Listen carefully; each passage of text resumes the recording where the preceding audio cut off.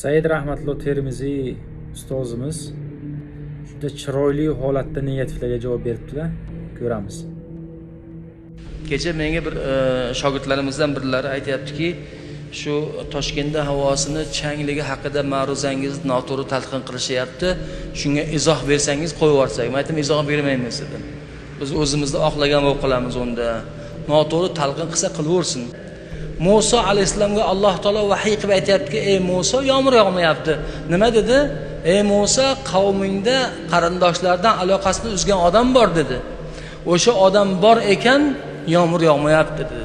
To'g'rimi? Bu qissa asarlarda kelgan.